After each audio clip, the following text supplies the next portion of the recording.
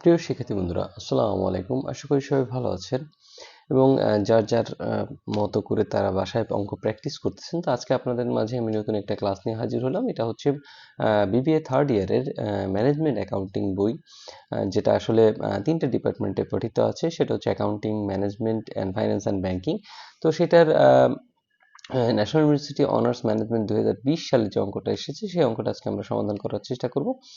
আশা করি সবাই সাথে থাকবেন। তো আমরা যদি অঙ্কটা শুরু থেকে পড়ি, the books of Walton manufacturing company engage in assembling refrigerator, মানে ওয়ালটন কোম্পানি রেফ্রিজারেটর তৈরি কাজ করে থাকে। অ্যাসেম্বল মানে হচ্ছে জাস্ট শুধু জোড়াতালি দেয় আর কি।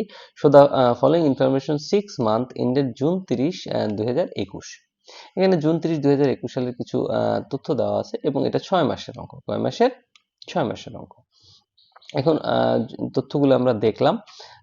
এরপর এখান থেকে করতে বলছে যে এ নাম্বারে বলছে statement of cost of goods manufacture করতে, মানে কস্ট শিট করতে বলছে। The number of unit manufacture, মানে কত ইউনিট উৎপাদন করা হয়েছে। The unit of refrigerator manufacture, এখানে একটু প্রবলেম আছে। এখানে আপনারা এই বি নাম্বার আর সি নাম্বার রিকোয়ারমেন্ট একই হয়ে যায়, হয়তো প্রিন্টিং মিস্টেক বা যে কোনো কারণে এটা হয়েছে। আপনারা এটা করবেন কি, এটা আসলে হওয়ার কথা ছিল the per unit of refrigerator. কি বলছে? পার ইউনিট, মানে পার কথাটা হয়তো উঠে নাই, আমরা পার ইউনিট দিয়ে দিলাম যে পার ইউনিটের রেফ্রিজারেটর খরচ কত, এবং প্রফিট পার ইউনিট মানে প্রতি ইউনিটে কতটুকু প্রফিট করা হয়েছে, জাস্ট এইটুকুই। চলেন আমরা দেরি না করে অঙ্ক শুরু করি। তো প্রথমেই যদি আমরা দেখি যে কি বলছে, আমরা statement of cost of goods manufactured করি। তো আমরা বরাবর মতো একটা ছক কাটি। Walton manufacture company statement of cost of goods manufacture for the year ended June 30, 2021।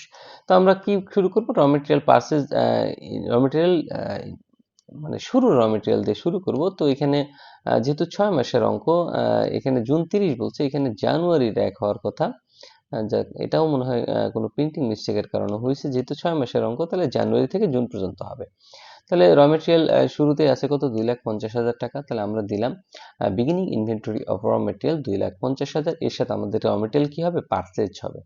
তার মেটেরিয়াল পারচেজ কত? 20,82,500। আমরা এখানে যোগ করলাম 20,82,500। যোগ করার পরে র মেটেরিয়াল অ্যাভেলেবেল ফর ইউজ হবে, যেটা হয়েছে 23,32,500। এ থেকে আমরা ক্লোজিং র মেটেরিয়ালটা বাদ দিব। তো এই যে ইনভেন্টরি জুন 30-এ আছে, র মেটেরিয়াল কত টাকা? 1,50,000 টাকা। তাহলে আমরা র মেটেরিয়াল 1,50,000 বাদ দিলাম। তাহলে আমাদের র মেটেরিয়াল ইউজড বা র মেটেরিয়াল কনজিউম চলে আসবে 21,82,500। এর সাথে আমরা কি যোগ দেবো? ডাইরেক্ট লেবার যোগ দেবো। তাহলে দেখি আমরা ডাইরেক্ট লেবার কত আছে। ডাইরেক্ট লেবার আছে 20,50,000। তাহলে আমরা এখানে ডাইরেক্ট লেবার বা ডাইরেক্ট ওয়েজেস যোগ দিলাম 20,50,000। তাহলে র মেটেরিয়াল ইউজের সাথে যদি ডাইরেক্ট ওয়েজেস বা ডাইরেক্ট লেবার যোগ দেওয়া হয়, তাহলে যে কস্ট আছে সেটা হচ্ছে প্রাইম কস্ট। আমাদের প্রাইম কস্ট হলো 42,32,500।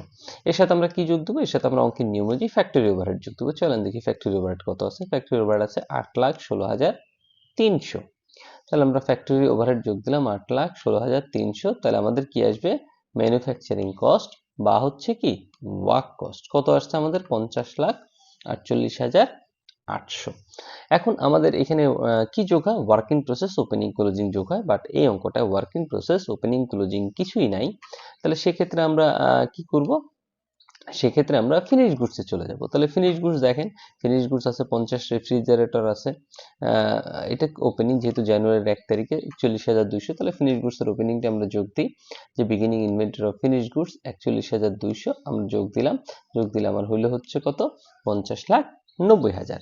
এখন আমরা এখান থেকে বাদ দিব ফিনিশ গুডসের ক্লোজিং। এখন দেখেন ফিনিশ গুডসের ক্লোজিং দেওয়া আছে 250 টাকা, বাট টাকাটা দেয়া নেই।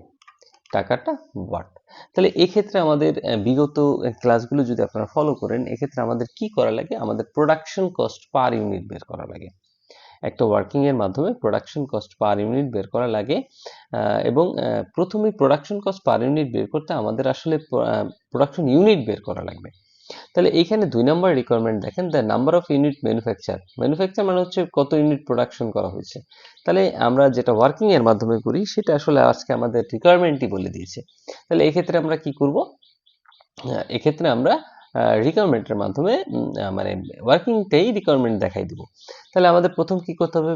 প্রোডাকশন ইউনিট বের করতে হবে। তাহলে প্রোডাকশন ইউনিটের সূত্রটা আমি আবার একটু মনে করাই দিই। সেটা হচ্ছে ইউনিট সোল্ড থাকতে ক্লোজিং ফিনিশ গুডস যোগ দিব এবং ওপেনিং ফিনিশ গুডস বাদ দিব। আবারও বলতেছি, ইউনিট সোল্ড কত ইউনিট বিক্রি করছে, এই যে এখানে কিন্তু বলা আছে কত ইউনিট বিক্রি করছে, এই যে সেলস 6000 ইউনিট রেফ্রিজারেটর সে বিক্রি করছে। এটার সাথে এই যে ওপেনিংটা আছে, এই ক্লোজিংটা আছে 250, এটা যোগ দিব এবং ওপেনিংটা কি হচ্ছে বাদ দিব। তাহলে আমরা দেখি number of unit produce manufacture, unit sold কত 6000, তাহলে এন্ডিংটা কি করব আমরা যোগ দিব, 6250 হয় এবং বিগিনিংটা কি করব বাদ দিব। বাদ দেওয়ার পরে unit produce during the year কত 6200। তাহলে আমাদের 1 নম্বর রিকোয়ারমেন্ট তো আমরা এক নম্বর ছকেই করতেছি, তাহলে 2 নম্বর রিকোয়ারমেন্ট আমরা করে দেখালাম। এখন 3 নম্বরটা আমরা করব। 3 নম্বরটা দিয়ে আসলে আমাদের এই যে ইন্ডিং ফিনিশ গুডস এর টাকা আছে সেটা বের হবে। এখানে বলছে the per unit refrigerator manufacture, মানে প্রতি ইউনিট ম্যানুফ্যাকচারের খরচ কত। তাহলে আমরা এটি করি যে ইউনিট কস্ট পার রেফ্রিজারেটর, দেখেন এখানে ওরা যে ভুল করছে সেটা আমাদের সলিউশনে দেখলেই বোঝা যায়, পার ইউনিটের কথা বলছে, ইউনিট কস্ট। তো আমরা এটা কি করব, কস্ট পার ইউনিট টোটাল যে ম্যানুফ্যাকচারিং প্রোডাকশন কস্টটা, যেহেতু ওয়ার্কিং প্রসেস নাই, তাহলে আমাদের যে ওয়ার্ক কস্টটা আছে এই ওয়ার্ক কস্টটাই হচ্ছে আমাদের প্রোডাকশন কস্ট হিসেবে বিবেচিত হবে। কিন্তু যদি আমাদের ওয়ার্কিং প্রসেস থাকতো তাহলে ওয়ার্কিং প্রসেস ওপেনিংটা যোগ ক্লোজিংটা বাদ দেওয়ার পর যে কস্টটা আসতো সেটাই প্রোডাকশন কস্ট হইতো। যেহেতু আমাদের ওয়ার্কিং প্রসেস নাই, তাহলে ওয়ার্ক কস্টই আমাদের প্রোডাকশন কস্ট। কত, 50,48,800। এটাকে আমরা ভাগ দিব হচ্ছে ইউনিট প্রোডিউস, এই যে এইমাত্র আমরা বের করছি কত ইউনিট আমরা প্রোডাকশন করছি। তাহলে এটা ভাগ দিলে 814 টাকা 32 পয়সা হয়। তাহলে এইটাই হচ্ছে আমাদের কস্ট পার ইউনিট। তাহলে আমাদের বলছিল the unit cost of refrigerator manufacture, মানে পার ইউনিট কস্ট। তাহলে 3 নম্বর রিকোয়ারমেন্ট আমরা শেষ করছি। তাহলে চলেন আমরা এন্ডিং ফিনিশ গুডসটা এবার বাদ দিয়ে দিই। তাহলে আমাদের ক্লোজিং ছিল কত 250, এটা প্রতি ইউনিট কত 814 টাকা 32 পয়সা। তাহলে আমরা বাদ দিলাম 2,03,580। তাহলে আমাদের ফিনিশ গুডসের টাকা যোগ বিয়োগ ক্যালকুলেশন করার পর আমাদের কস্ট অফ গুডস সোল্ড চলে আসে, সেটা আমরা জানি। এরপর দেখেন অঙ্কে কমার্শিয়াল এক্সপেন্স যদি আমরা অ্যাড করি, তাহলে কমার্শিয়াল এক্সপেন্স কয়টা আছে, একটা আছে সেলিং এক্সপেন্স আর একটা হচ্ছে জেনারেল অ্যাডমিনিস্ট্রেটিভ এক্সপেন্স। তাহলে এটা হচ্ছে অ্যাডমিনিস্ট্রেটিভ এক্সপেন্স হচ্ছে 4,96,000 আর সেলিং এক্সপেন্স হচ্ছে 4,28,000। তাহলে আমরা দুইটাকে যোগ দিলাম, যোগ দেওয়ার পরে আমাদের 9,24,000 হলো। তাহলে এটা হচ্ছে টোটাল কস্ট বা কস্ট অফ সেলস। তাহলে আমাদের টোটাল কস্ট বা কস্ট অফ সেলস কত, 48,10,420। এরপর আমরা কি করব, এরপর আমরা প্রফিট বের করব। চলেন প্রফিট কিভাবে বের করি, যেহেতু আমাদের অঙ্কে সেলস দেওয়া আছে কত 63,60,000, তাহলে আমরা সেলস লিখে দেব 63,60,000। এখন আমাদের কস্ট কত 48,10,420 আর সেলস কত আছে 63,60,000। তাহলে আমরা কি করব, আমরা বরাবর আগেও এরকম অঙ্ক করছি, আমরা এই সেলস থেকে এই কস্টটাকে কি করব বাদ দিব, সেলস থেকে কস্টটাকে বাদ দিব। তাহলে সেলস 63,60,000 থেকে আমরা কি করব 58,10,420 বাদ দিব, বাদ দিলেই আমাদের প্রফিট চলে আসবে। কত টাকা প্রফিট আসছে, 5,49,580। এটা ব্যালেন্সিং ফিগার লিখে দেবেন, এখানে ব্যালেন্সিং ফিগার হবে না, ব্যালেন্সিং ফিগার হবে আমাদের প্রফিটের পাশে ব্যালেন্সিং ফিগার। তাহলে ব্যালেন্সিং ফিগার করে আমরা প্রফিটটা পেয়ে গেলাম। এখন আমাদের কি প্রফিট বের করতে বলছে, না আমাদের কিন্তু বলছে প্রফিট পার ইউনিট সোল্ড, প্রতি ইউনিটে প্রফিট কত।